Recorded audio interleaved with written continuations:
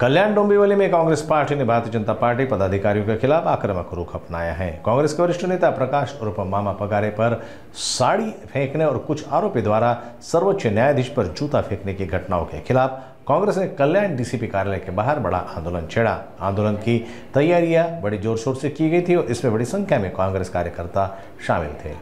ही आंदोलनाचा आता भाग म्हणजे हा पक्षाच्या लेवलवरती चालू आहे।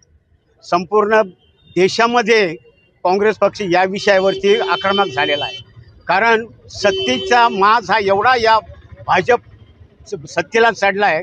कारण पंडित नेहरू असतील तर आतापर्यंत मोदी सगळे पंतप्रधान आम्ही बघितले, पण प्रशासनाची एवढी कधी हवं ना शासनाने कधी कोणत्या परिस्थिती केली नाही।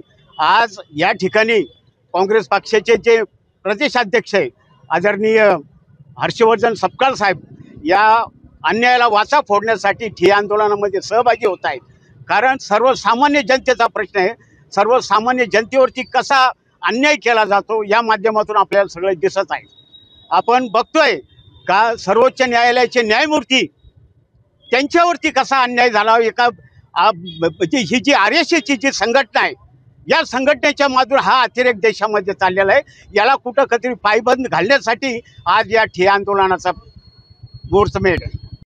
आपल्या सर्वांना माहिती आहे की काही दिवसांपूर्वी आमचे ज्येष्ठ पदाधिकारी मामा पगारे यांना भाजपचे जिल्हाध्यक्ष आणि त्यांचे जे तडीपार गावगुंड सहकारी आहेत त्यांनी भर चौकात जो साडी नेसवण्याचा प्रकार केला, त्या प्रकारानंतर आम्ही डीसीपी ऑफिस स्थानिक पोलीस स्टेशन इथे तक्रार देऊन की जे गुन्हेगार आहेत, ज्यांच्यावर गंभीर गुन्हे दाखल आहेत, अशा लोकांवर ॲट्रॉसिटी दाखल करा असं आम्ही अर्ज केला होता।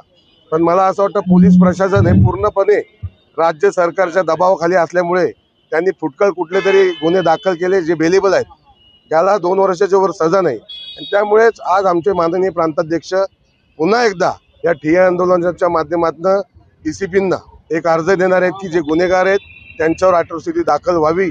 तसेच आपल्याला सर्वांना माहीत आहे की काही दिवसांपूर्वी आपले सरन्यायाधीश भूषण गवई यांच्यावर एक मनुवादी वकिलांनी जो बूट फेकला त्याच्यावरही देशद्रोह आणि ॲट्रॉसिटीचा गुन्हा दाखल झाला पाहिजे। तो मोकाट फिरतोय। या दोन्ही मागण्यांसाठी आमच्या अध्यक्ष येत आहेत। जो बूट सरन्यायाधीशांवर फेकला तो त्यांच्यावर फेकला नसून तो संविधानावर फेकलेला बूट आहे। ही भावना सर्व लोकांमध्ये असल्यामुळे त्याच्यावरही लवकरात लवकर गुन्हा दाखल होऊन त्याला अटक व्हावी। तसेच मामांना ज्यांनी साडी घालून जो अपमान, त्यांच्या एक ज्येष्ठ नागरिक म्हणून त्यांचा जो अपमान केला, भर चौकात त्यांना साडी घातली, त्यांच्यावर लवकरात लवकर ॲट्रॉसिटी दाखल करा या मागणीसाठी आज ठिय्या आंदोलन आम्ही करत आहोत।